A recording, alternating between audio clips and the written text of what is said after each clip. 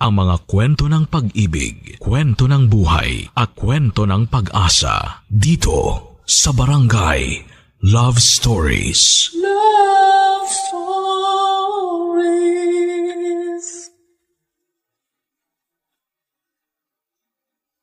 Minsan ay susubukin tayo ng nararamdaman nating pag-ibig. Doon natin malalaman na totoo ang kasabihan na lahat ay hahamakin. Oras na makaramdam tayo ng tunay na pagmamahal. Ikaw kabarangay, ano ang handa mong isakripisyo para sa taong minamahal mo? Ang sabi ko noon kapag nagmahal ako ay hindi ako magpapakatanga ng sobra. Hindi ko ibababa ang sarili ko para lamang sa ibang tao. Palagi kong papahalagahan ang sarili ko dahil yon ang alam kong tama. Hindi tayo nabubuhay para sa iba kaya kailanman kailangan na palaging piliin ang ating mga sarili. Dear Papa Dudut, hello po sa inyong lahat at sa mga kabarangay nating nakikinig ngayon. Tawagin niyo na lamang po ako sa pangalang Justin. 32 years old, nagtatrabaho bilang production operator dito sa Marikina. Matagal ko na pong libangan ang pakikinig ng mga drama kaya naman naisipan ko na rin na gumawa ng sulat para ibahagi ito sa inyong programa na Barangay Love Stories. Lumaki nga pala ako sa isang broken family at nasaksihan ko kung paanong ilang beses na nambabay ang tatay ko noon. Sa ilang beses na yon ay napakaraming beses din siyang pinatawad ng nanay ko at nagtiis sa pagsasama nila kahit na nasasaktan na siya. Hanggang sa magkaanak na nga sa ibang babae si tatay at doon na nga tuluyang tinapos ni nanay ang kanilang pagsasama bilang mag-asawa. Nang dahil din doon, Papa Dudut, ay nangako ako sa sarili ko na hindi ako magiging kagaya ng nanay ko. Hindi ako magmamahal ng sobra, kagaya ng ginawa niya sa tatay ko. Palagi kong pipiliin ang sarili ko kesa sa ibang tao o kahit pa sinong makarelasyon ko. Pero ang pananaw ko na yon ay nagbago nang makilala ko si Lena, ang girlfriend ng isang katrabaho ko, Papa Dudut.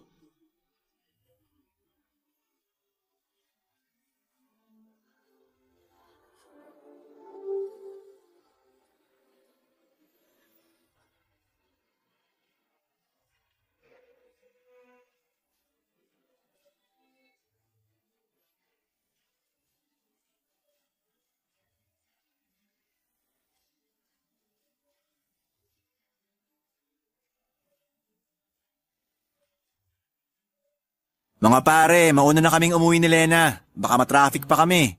O sige Jojo, walang problema. Happy birthday ulit, Justin. Thank you Lena. Salamat din pala dun sa dinala mong sisig para sa pulutan namin. Napakasarap. Talaga? Nagustuhan mo? Oo, sobra. Solid yung lasa tsaka yung pagkakaluto. Di ba Danny? Oo, bitin nga eh. Next time ulit ha. Tapos mas damihan mo pa sana para hindi nakakabitin. Uy, ano ka ba? Mahiya ka naman. Ngayon pa nga lang natin nakilala si Lena tapos ganyang kakagad kung makarequest sa kanya. Ayos lang. Natutuwa nga ako at nagustuhan yung niluto ko. Mahilig talagang magluto tong si Lena. Halata naman sa katawan ko kasi mula na magkasama kami sa bahay. Lumaki na tong tiyan ko. Oh, sige na mga pare. Mauna na kami sa inyo ni Danny. Ayoko rin masyado magpakalasing kasi motor ko ang sasakyan namin pa uwi ni Lena. Mahirap na. Bawi na lang ako sa next inuman session natin. Ayos lang yun, basta mag-ingat kayo ha. Oo. Ay, Justin, yung request ko nga pala tungkol sa pag-a-apply ni Lena sa pinagkatrabahuhan natin. Huwag mo sanang kalimutan yun pare. Ako nang bahala dun, sisiguraduhin ko na matatanggap si Lena sa trabaho natin. Narinig mo yun, be? Kaya hindi ka na dapat mag-alala kapag nagpasa ka ng resume sa HR namin. Salamat na agad, Justin. Wala yun. Oh, mag-iingat kayo ha. Jojo, Ares ha. Kasama mo pa naman si Lena. Alam ni Lena kung gaano ko kaingat sa pagdadrive ng motor. O pare, alis na kami. Happy birthday ulit. Uy, pare! Ang lakas ng topic ah. Concerned lang ako sa'yo, pare. Ha? Bakit naman?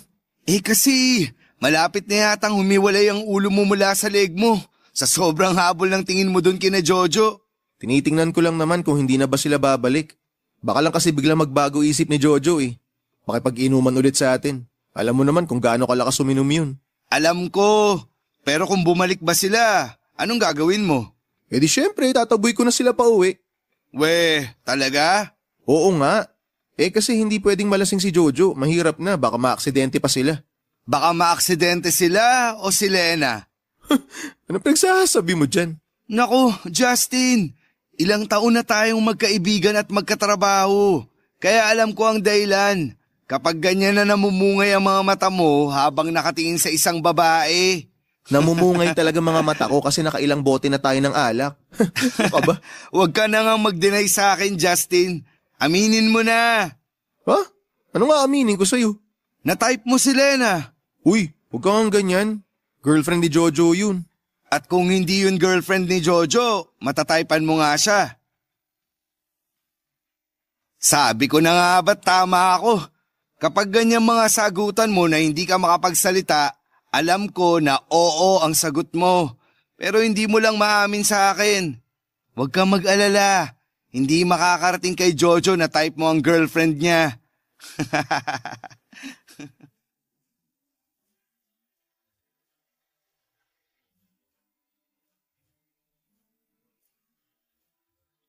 Papa Dudut, maganda si Lena. Hindi siya matangkad, morena ang kulay ng kanyang makines na balat. Malambing ang kanyang boses at pinaka gusto kong parte ng mukha niya ay ang mga mata niya na para bang palaging nang aakit. Sa tuwing magsasalubong ang mga tingin naming dalawa, unang beses ko pa lamang siyang nakita, iba na ang naramdaman kong kilig. Para akong na love at first sight sa kanya nang ipakilala siya ni Jojo sa amin ni Danny. Pero syempre pilit ko yon na hindi pinahalata sa kanya kasi nga girlfriend siya ng kaibigan ko. Papa Dudu, tinulungan ko si Jojo na maipasok si Lena sa pinagtatrabahuhan namin. Hanggang second year high school lamang kasi ang natapos nito at required sa amin na at least ay nakapagtapos ng fourth year sa high school. Pero dahil malaki ang tiwala sa akin ng boss namin ay pumayag ito na tanggapin si Lena at makapagtrabaho sa amin. Naging daan yon, Papa Dudut, para maging close kami ni Lena. Lalo na nang maging pareho ang schedule namin sa trabaho. Pagkalipas ng halos isang taon ay bigla na lamang hindi na pumasok si Jojo sa trabaho at nalaman ko na buntis si Lena. Kaya lang ay ayaw daw siyang panagutan ni Jojo dahil tinatanggi nito na ito ang ama ng ipinagbubuntis niya. Ang masama pa doon ay pinaalis na si Lena sa tinutuluyan niyang apartment dahil wala na siyang pambayad doon. Hindi na rin kasi umuwi pa si Jojo sa kanila at nang sabihin sa akin yun ni Lena, nagmagandang loob ako na patuloyin muna siya sa apartment na tinitirhan ko noon, Papa Dudut.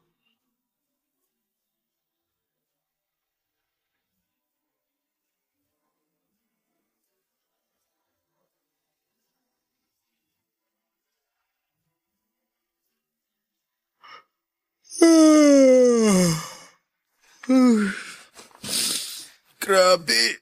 Nakakaantok talaga kapag ganito kaaga ang shift sa trabaho. Mabuti naman at gising ka na, Justin. Lena, ang aga mo namang nagising. Oo, nagluto kasi ako ng maaalmusal natin eh. Yan pala yung mabangong amoy na gumising sa akin kanina. Pagbangon ko ng sofa, akala ko nanggagaling sa kapitbahay yung amoy. Ang laki rin kasi ng kusina mo rito sa apartment, kaya hindi masyadong dinigsasala yung pagluluto na ginagawa ko rito. Umupo ka na dyan. Malapit na ako matapos sa pagpiprito ng galunggong dito. Ay, parang sobrang aga mo nagising ah. Di naman masyado. Hindi masyado pero nakapagsangag ka na ng kanin. Nakapagprito ka na rin ng itlog. Ito, nakahain na dito sa lamesa. Puno na rin tong termos, oh. Kagabi wala nang laman to ah. Mabilis lang din talaga akong kumilos at magluto kaya natapos ko na kaagad gawin ng mga yan. Eto na yung pritong galunggong na bagay dyan sa sinangag na kanin natin. Grabe, ang sarap naman ng almusal ko. Sisipagin talaga ako nito magtrabaho mamaya. Kailangan mong kumain ng marami kasi alam ko na kapag ganitong patapos ng buwan, tambak talaga kayo sa trabaho. Sinabi mo pa. Kaya panay din ang overtime ko kasi nire-require ng manager namin. Kaya nga ubusin mo tong niluto ko para may energy ka mamaya sa overtime nyo. Gagawin ko talaga yan pero syempre, tutulungan mo ako na ubusin tong mga niluto mo. Oo naman kasi kanina pa rin kami nagugutom ng baby ko eh. Ay, yan na nga ang sinasabi ko eh. Masyado mong pinapagod ang sarili mo. Baka makasama yan sa ipinagbubuntis mo. Hindi naman ako ganong napagod. Hindi gaano pero halos lahat ng gawain dito sa apartment inaasikaso mo. Yung paglalaba, paglilinis ng banyo, pagdidilig ng ilang halaman ko sa labas, tsaka pag-aayos ng mga gamit sa sala. Lahat yun palagi mong inaasikaso. Wala rin kasi akong ibang pwedeng pagkaabalahan dito sa apartment mo, Justin eh. Pwede ka namang manood ng mga palabas sa GMA o makinig sa Barangay LS para hindi ka naiinip dito. Ayun na nga, hindi rin kasi talaga ako sanay na hindi kumikilos sa bahay kaya naghahanap talaga ako ng pwedeng gawin. Pero kailangan mo na ring sanayin ng sarili mo na ipahinga ang katawan mo. Nabanggit mo kasi sa akin yung sinabi sa'yo ng doktor na medyo sensitibo ang pagbubuntis mo. Kaya kailangan mong alagaan ang katawan mo. Inaalagaan ko naman ang sarili ko kaya hindi mo ako dapat alalahanin. Ang totoo, nahihiya na nga ako sa'yo, Justin. Bakit ka naman nahihiya sa akin? Kasi ilang araw na rin akong nagiging abala sa'yo. Sa halip na masarap ang pahinga mo sa kwarto, doon ka sa sala natutulog para magamit ko yung kwarto mo. Okay lang naman talaga sa akin kahit sa sofa na lang ako matulog. O kahit na maglatag ako ng banig sa sahig, makakatulog pa rin ako ng maayos. Ayun naman ang di ko matitiis, Lena. Yung makita na sa sofa ka natutulog lalo na sa kalagayan mo ngayon. Pero apartment mo to, kaya mas may karapatan ka na. Lena, ang sabi ko naman sa'yo, di ba? Habang nandito ka sa apartment ko, ituring mo na rin na parang bahay mo to. Huwag kang mahiya o mailang sa akin. Dahil gusto ko na maging komportable ka habang nandito ka. Salamat talaga, Justin. Salamat sa lahat ng tulong mo sa akin. Sus, wala yun. Basta ikaw, Lena.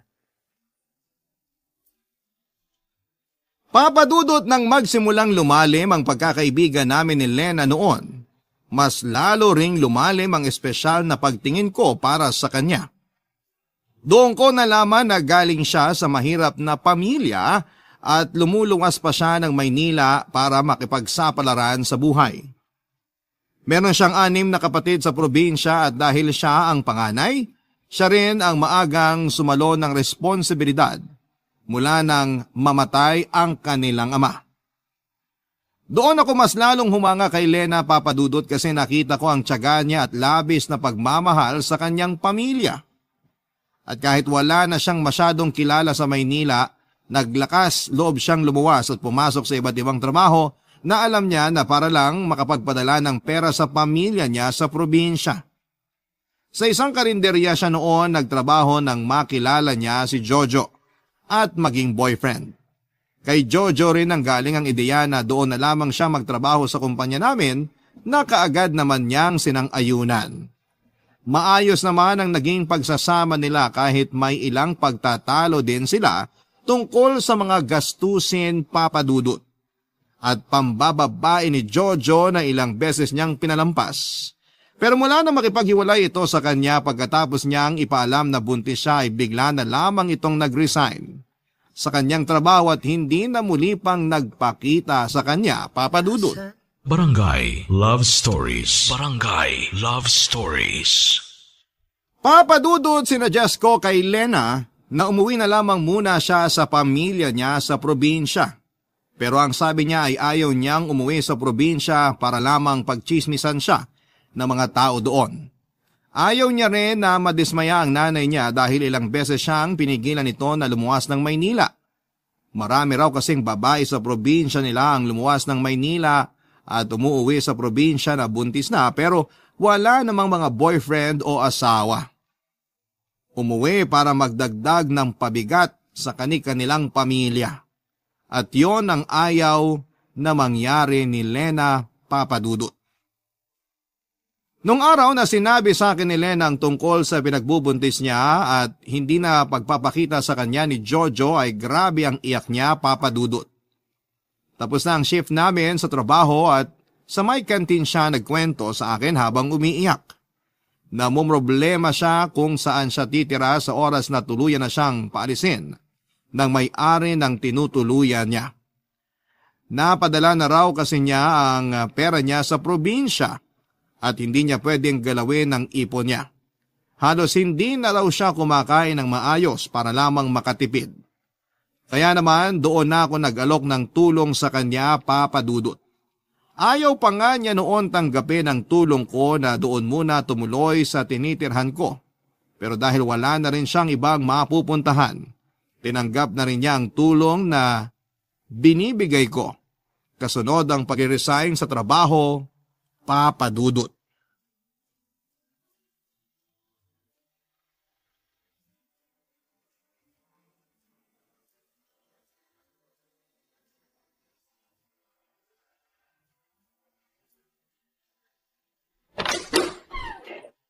Justin, eto pang minudo para sa pulutan nyo ni Danny. Ayan o, sakto at ubus na tong lechon kawali na pulutan namin. Lena, thank you ah.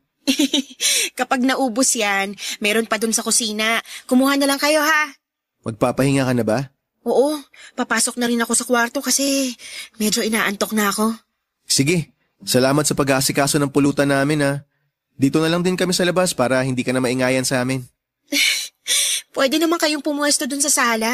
Di na, dito na lang kami. Alam mo namang malakas ang boses nito ni Danny. Maaabala ka lang sa pagtulog mo kapag doon kami uminom sa loob. Grabe ka naman talaga sa akin, pare. Bakit? Totoo naman yung sinabi ko ah. Mahihirapan talaga si Lena na makatulog kapag nasa sala tayo kasi kapag nalalasing ka, para kang may megaphone sa lalamunan. Lakas ng boses mo. Hindi naman sobrang lakas, di ba, Lena? Oo, hindi nga. Tsaka, malalim naman ako matulog kaya hindi kayo makakaabala sa akin. O sige na, papasok na ako sa loob ng bahay. Pag tapos na kayo dyan, kahit iwanan nyo na lang dyan, yung mga kalat, bukas ko na lang ililigpit. Uy, ano ka ba? Kami nang bahala magligpit dito. Hindi ko naman ganong lalasingin tong si Danny kaya mauutusan ko siyang iligpit tong mga kalat mamaya. Oo nga, Lena. Kami nang bahala dito. Oh, narinig mo si Danny. Sige na, Lena, magpahinga ka na. Salamat ulit dito sa mga niluto mong pulutan para sa amin. Wala yon, Justin. Sige na, papasok na ako sa loob. Enjoy lang kayo dyan. Mukhang nagkakamabutihan na kayo ni Lena, pare. Anong nagkakamabutihang sinasabi mo dyan? Ano? Hindi ka pa ba aamin sa akin, pare? Ano na mga meaning ko? Ano pa? E di yung tungkol sa relasyon yung dalawa ni Lena. Uy, walang ganyan ah. Wala kaming relasyon ni Lena. Siya kinaan mo nga yung boses mo. Nakakahiya pag narinig niya yung sinasabi mo, baka kung ano pa isipin ng tao. Nagtatanong lang naman ako. Nagtatanong pero parang ayaw mo namang maniwala sa sagot ko. Hindi naman sa ayaw ko maniwala. Ano lang, medyo nangihinayang lang ako. Saan ka naman nangihinayang? Sa chance na sinasayang mo para maging shota mo na si Lena. Justin, alam ko naman na matagal ka nang may gusto sa kanya. Ni minsan ba, sinabi mo sa kanya yung tungkol sa nararamdaman mo na yan? Ay, hindi. Hindi naman kasi niya kailangan malaman eh. Eh bakit mo pa siya tinutulungan kung hindi mo naman ipapaalam sa kanya na gusto mo siya? Tapos, pinatira mo pa talaga siya dito sa apartment mo ng libre. Nakwento mo pa na ikaw na rin ang gumagastos para sa mga prenatal check-up niya. Alam mo kasi pre, hindi naman yun yung purpose ng pagtulong ko sa kanya eh. Tinutulungan ko si Lena kasi kaibigan ko siya. Tsaka nagmamalasakit ako sa kanya. Walang mali siya yung ginagawa ko. At mas lalong hindi ako naghihintay ng kahit na anong kapalit mula sa kanya. Papadudot mula nang tumira si Lena sa apartment ko ay wala siyang kahit na anong ginastos. Mula sa pagkain upa ng bahay o follow-up check-up niya para sa pagbubuntis niya. Ako lahat ang gumagastos ng para doon. Sinabi ko na bayaran niya na lamang ako sa oras na nakapanganak na siya o nakakaluwag na sa pera. Nang panahon na yon ay may naipon naman siya kahit papaano na inuunti-unti niyang pinapadala sa pamilya niya sa probinsya. Ginawa niya yon para maitago sa mga ito ang pagbubuntis niya at ang kawalan niya ng trabaho.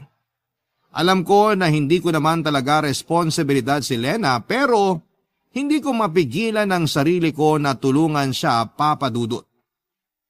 Pero huwag niyo sanang isipin na kaya ko siya tinutulungan ay para magkaroon siya ng dahilan na mahalin ako.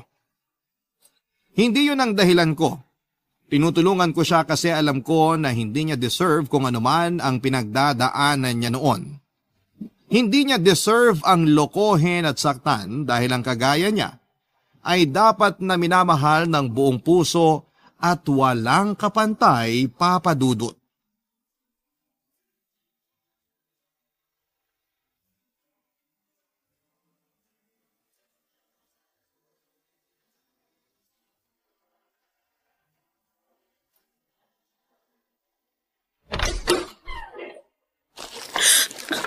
Justin, ang aga mo naman yata umuwi ngayon. Oo, nag-early out kasi ako. Bakit? Masama bang pakiramdam mo? Hindi naman. Kasi simula pa lang kasi ng buwan, medyo maluwag pa ron sa trabaho ngayon. Kaya pinayagan yung iba sa amin na mag-early out. Buti ayos lang yun sa manager niyo. Walang kaso yun sa kanya. Normal na rin namang nangyayari to pag walang masyadong ginagawa. Tsaka konti lang din naman kami pinapayagan na mag-early out. Yung mga empleyado lang na madalas mag-overtime. Siyempre, kasama ako ron. Kasi patayan din talaga yung record ko ng overtime eh. Oo nga eh. Grabe rin kasi yung overtime mo nung nakaraang buwan. Kung may best in overtime lang na award, ako na nakakuha nun sigurado. Ay, oo nga pala. May dala ako ditong pakwan oh. Di ba sabi mo kahapon gusto mo mag-watermelon shake? Oo. Tamang-tama gumagana pa yung lumang blender ko dyan kaya magagamit ko pa yun para gumawa ng shake mamaya. Teka, may lakad ka ba?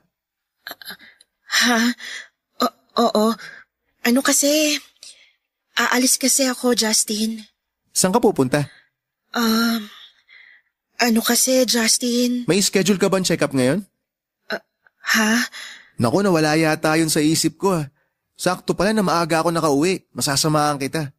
Anong oras ba yung check-up mo? Pwede na to, no? Di na siguro ako magpapalit ng damit para hindi tayo malate kasi baka... Wala akong check-up ngayon, Justin. Ganun ba? Saan pala ang lakad mo? Justin, ang totoo... Lena, okay na ba mga gamit mo? Jojo? Anong ginagawa mo dito? Justin, nakauwi ka na pala. Obvious ba? Ikaw, anong ginagawa mo dito? Sinusundo ko na si Lena. Sinusundo? Lena, anong pinagsasabi nito? Ayun nga, Justin. Nag-usap na kasi kami ni Jojo at nagkasundo kami na ayusin ang relasyon naming dalawa. Makikipagbalikan ka kay Jojo pagkatapos kanyang iwan sa ere? Ikaw at ang anak mo? Humingi naman na ng tawad sa akin si Jojo. Nagpaliwanag din siya na nagulat lang siya nang malaman niyang buntis ako kaya lumayo siya sa akin. O tapos, ganun na lang yon? Pagkalipas ng ilang buwan, babalikan ka na lang niya na parang pusa kung saan kanya huling iniwan. Ganon? At ikaw naman, magpapabilog ka na lang sa mga sinasabi niyang puro kasinungalingan. Justin, dahan-dahan ka sa sinasabi mo dahil wala kang alam tungkol sa amin ni Lena. Ikaw ba, Jojo? Anong alam mo tungkol kay Lena pagkatapos mong hindi magparamdam ng ilang buwan? Ha? Wala rin naman di ba? Wala kang alam tungkol sa kanya o sa ipinagbubuntis niya kasi naduwag ka. Naduwag ka nung malaman mo na magiging tatay ka na. Kaya tinakasan mo yung responsibilidad mo sa kanya. Nagbuhay binata ka. Kapal ng mukha mo. Sa bagay, ano pa bang aasahan sa isang duwag na katulad mo? Duwag ka, Jojo. Duwag! Sumusobra ka na, ha? Jojo, tama na! Huwag mo nang saktan si Justin! Ang yabang kasi nito. Akala niya kung sino siya. Bakit? Nagsasabi lang naman ako ng totoo, Nabahagyang buntot mo nung malaman mo na nabuntis mo yung girlfriend mo. Kaya ikaw, Lena, makinig ka sa akin. Huwag mo nang balikan yung duwag na yan.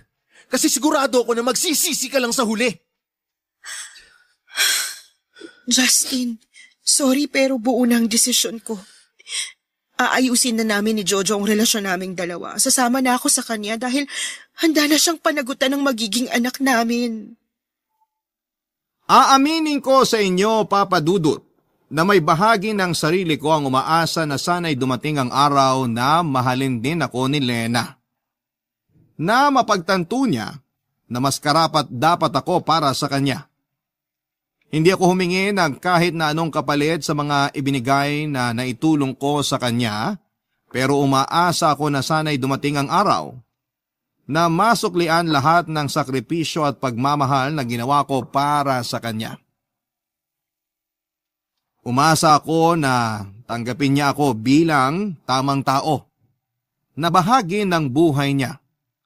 Kaya naman sobra akong nasaktan, Papa Dudut, nang kaagad akong iwanan ni Lena dahil lamang sa biglang pagbalik ni Jojo sa buhay niya. Hindi ako makapaniwala na kaagad nasasama si Lena sa kanya pagkatapos ng ginawa ni Jojo sa kanya. Bakit ito pa rin ang pinili niya kahit na labis na siya nitong nasaktan? Ayoko talagang manumbat pero noong araw na umalis siya, hindi ako nakarinig ng kahit na anong pasasalamat mula sa kanya. Ganon talaga, Papa Dudut, siguro sa mundo ng pag-ibig. Kahit pa tinuturo ng isipan natin kung sino ang tamang tao para sa atin, madalas na mas pinipili pa rin natin ang maling tao dahil sila ang tinitibok ng puso natin. Papa Dudut. Barangay Love Stories. Barangay Love Stories. Papa Dudut, kahit na ilang beses ko pang gustuhing pigilan si Lena na umalis na tinitirhan ko, ay tuluyan na rin akong walang nagawa dahil wala rin naman talaga akong karapatan sa ipinagbubuntis niya. Mahal ko si Lena at kailangan na irespeto ko ang desisyon niya, lalo na at hindi naman talaga ako parte ng buhay niya. Wala akong karapatan sa buhay niya. Papa Dudut, sobra akong nanibago mula nang umalis si Lena sa apartment ko dahil nasanay na rin talaga ako na nandun siya. Ilang buwan din siyang tumira sa bahay at pakiramdam ko noon, nagsasama na kami talaga bilang mag-asawa. Nag-resign na rin kasi siya sa trabaho kaya palaging nasa apartment lang. Lumalabas lamang siya ng bahay kapag may kailangang bilhin sa palengke o kaya ay may check-up siya sa OB niya. At syempre kasama niya ako palagi kapag pupunta siya ng ospital. Parang ako na talaga ang partner niya kahit pa nga doon siya sa kwarto natutulog at ako naman ay sa sofa sa may sala. Para sa akin ay espesyal na ang pagsasama namin sa isang bubong. At nang umalis siya sa apartment ay mas nag-focus na lamang ako sa pagtatrabaho. Madalas na nag-overtime para kahit papaano ay hindi ko masyadong ma-miss si Lena, Papa Dudut.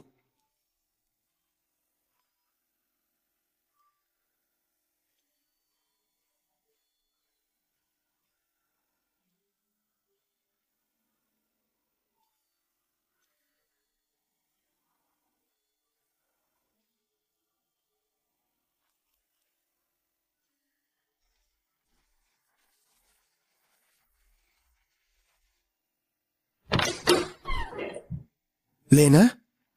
Hi, Justin. Good morning. Good morning. Napadalaw ka? Pwede ba akong pumasok sa loob ng apartment mo? Ha?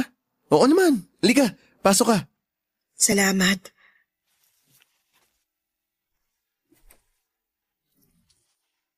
Maupo ka muna sa sofa. Sige.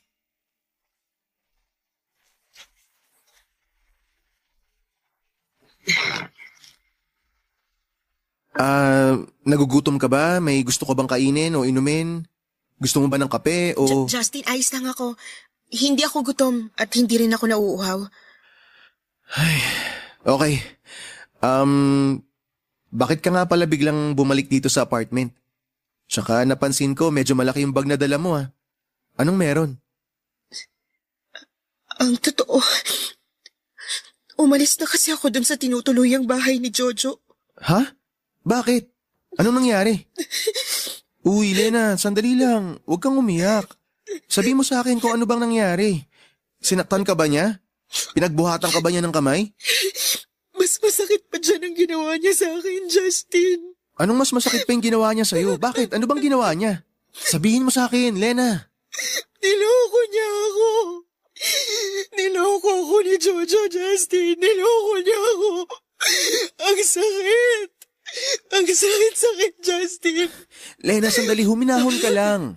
Baka mamaya makasama pa sa baby mo yung sobrang pag-iyak mo eh. Ang sakit kasi talaga, Justin. Hindi ako makapaniwala na magagawa yun sa akin ni Jojo ngayong magkakaanak na kami. Ano ba kasing nangyari? Nahuli ko siya na may ibang babae na pala siya. Paano mo siya nahuli? Ilang araw na kasi siyang umuwi ng malalim ang gabi. Tapos, madalas na may naaamoy akong pabango ng babae sa mga damit niya na nilalaban ko. Baka naman may katrabaho lang siyang babae na napadikit sa kanya. Posible naman yun. Hindi, Justin. Noon pa lang, malakas ng kutob ko na may ibang babae si Jojo. Kaya hindi ako nakatiis. Pinuntahan ko siya kagabi sa pinagtatrabahuan niya. Nakuha ko kasi yung address sa company ID niya, kaya alam ko kung saan ko siya pupuntahan. Sinakto ko sa oras ng tapos ng trabaho niya at doon. Doon ko nakita na tama ang lahat ng hinala ko, Justin. Nakita ko siyang naglalakad habang may kahawak kamay siya na ibang babae.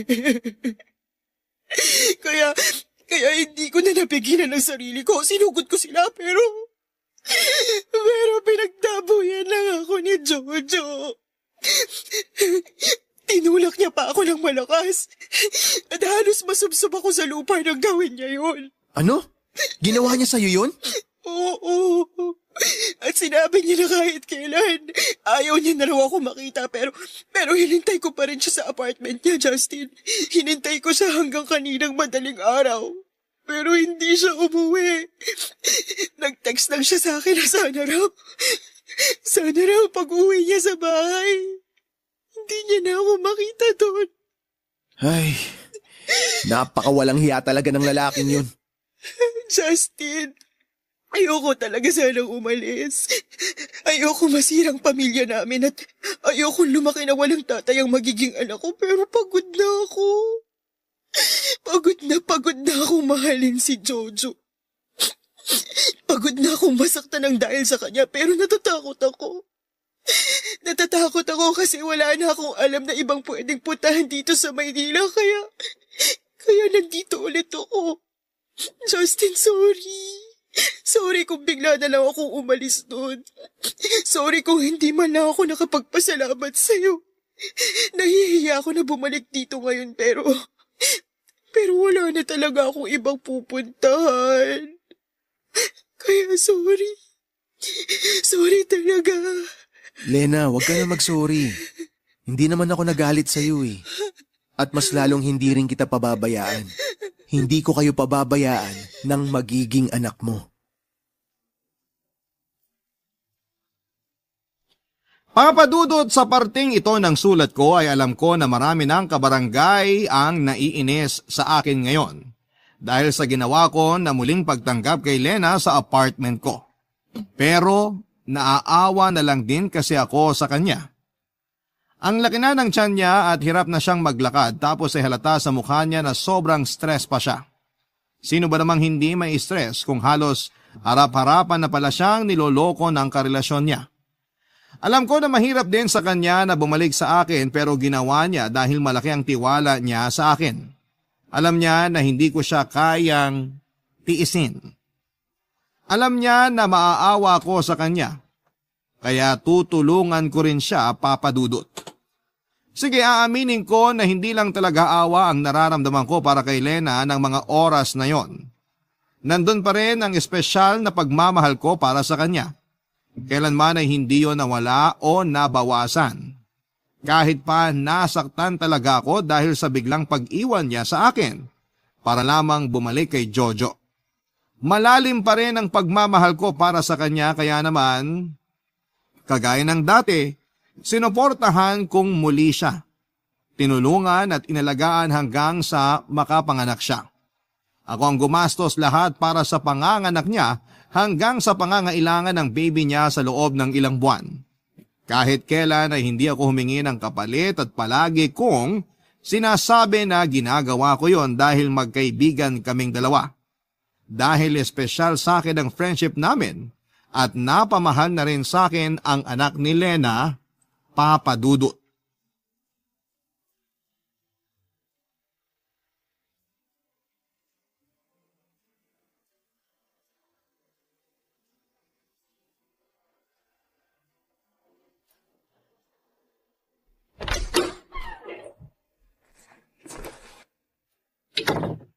Lena? Lena, nasa kwarto ka ba? May papakita ako sa'yo, dali. Sigurado magugustuhan mo to. Justin? Lena, sorry hindi na ako kumatok. Dumiretso pasok na ako. Excited na kasi ako ipakita sa ito eh. Ay, teka, tulog na ba si baby? Oo, kanina pa kaya medyo malalim ng tulog niya sa crib ngayon. Mamaya ako na lang siya lalambingin. Gusto ko na talagang makita mo tong dala ko. Oh, buksan mo tong paper bag, dali. Anong laman ito? Buksan mo na para malaman mo. Sige.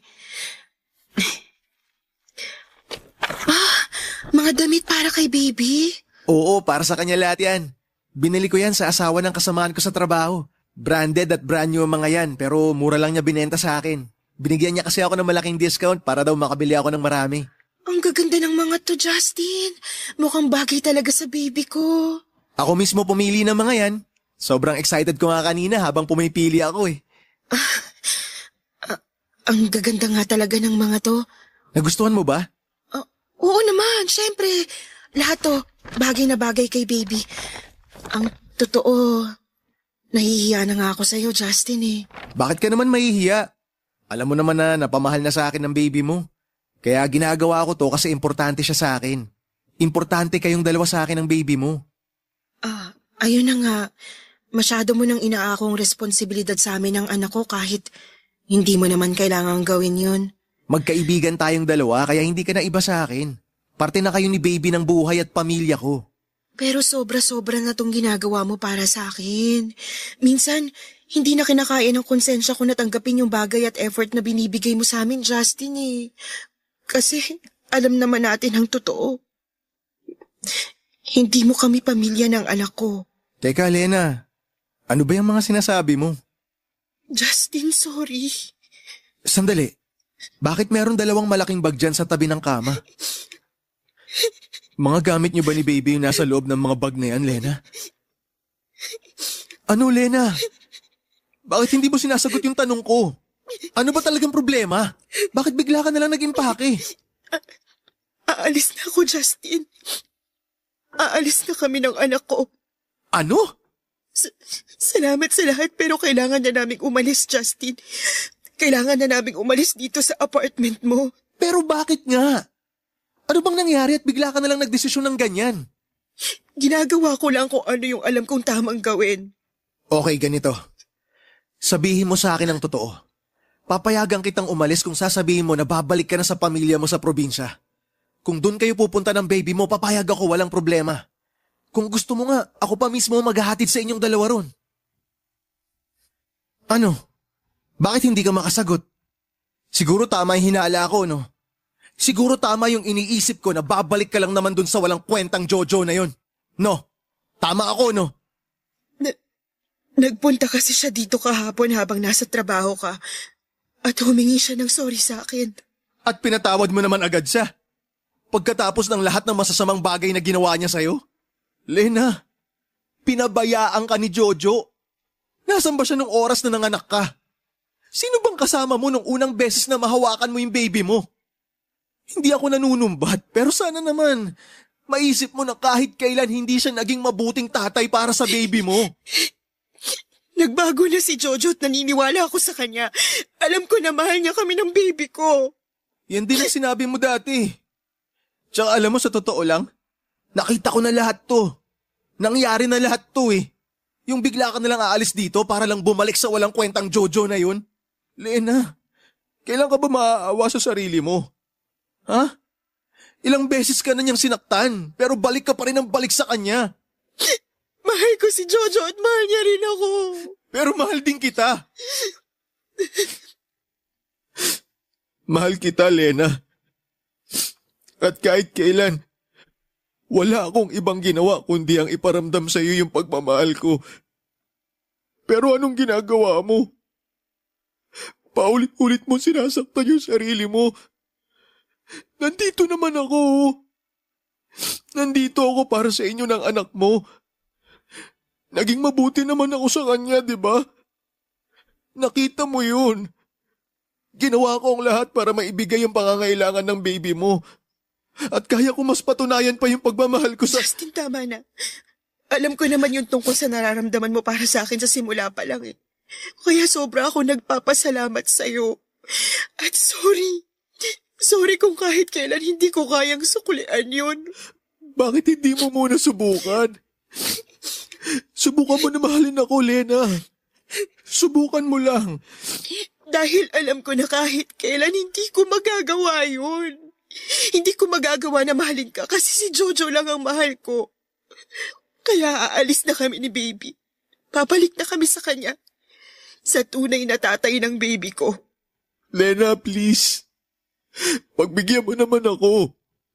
Subukan mo lang na mahalin ako. Huwag ka na munang umalis dito. Kaya ko kayong alagaan ng anak mo. Kaya ko magpakatatay at gagawin ko ang lahat para sa... Tama na, Justin. Salamat sa lahat ng nagawa mo para sa akin, pero hanggang pagkakaibigan lang talagang kaya kong ibigay sa'yo. Sorry. At salamat sa lahat ng tulong na naibigay mo sa akin. Papa Dudut, yon ang unang pagkakataon na inamin ko kay Lena ang nararamdaman kong pagmamahal para sa kanya. Naisip ko na oras na para malaman niya kung bakit ko nga ba ginagawa ang lahat ng yon para sa kanya. Bakit masyado ko nang ibinaba ang sarili ko para lamang matulungan sila ng anak niya.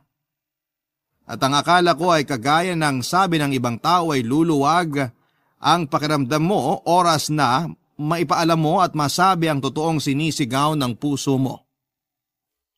Pero hindi yon ang nangyari sa akin, Papa Dudut. Kailanman ay hindi gumaan ang nararamdaman ko.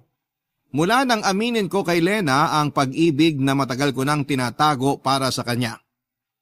Dahil sa huli ay pinili niya pa rin na muli akong iwanan. At muling bumalik sa lalaking ilang ulit na siyang sinaktan. Hindi ko alam, Papa Dudut, kung gaano kamartir si Lena para lang magawa niyang bumalik muli kay Jojo.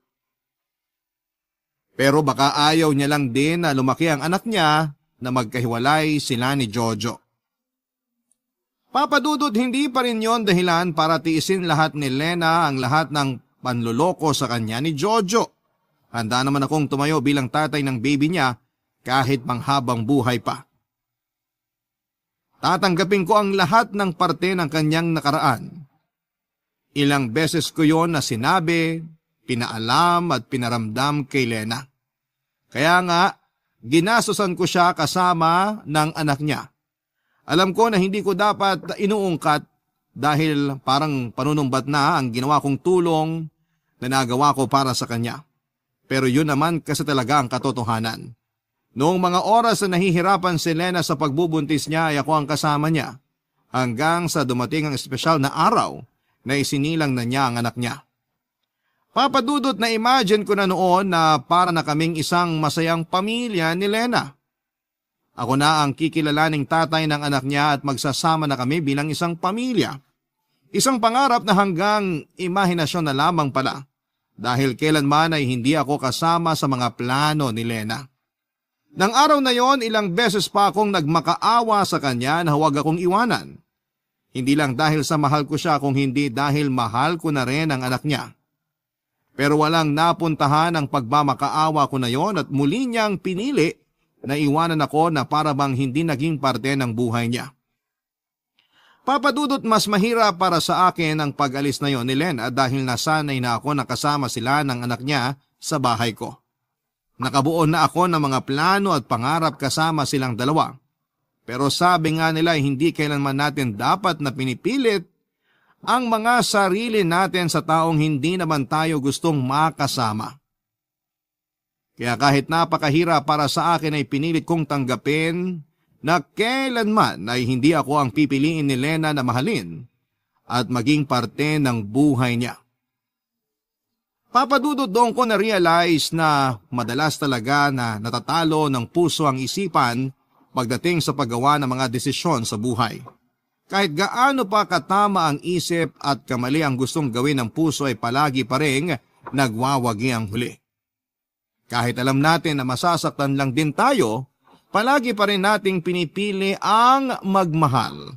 Dahil sa bandang huli, ang mahalaga doon ay naging masaya tayo kahit sa maikling parte lamang ng kwento ng buhay natin. Dito na po nagtatapos ang sulat ko at sana'y nakapag-iwan po ito ng aral sa ating mga kabarangay. Ang inyong forever kapuso at kabarangay, Justin. Nagustuhan ng iyong napakinggan? Ituloy yan via live stream sa www.gmanetwork.com/radio. Barangay LS 97.1 Forever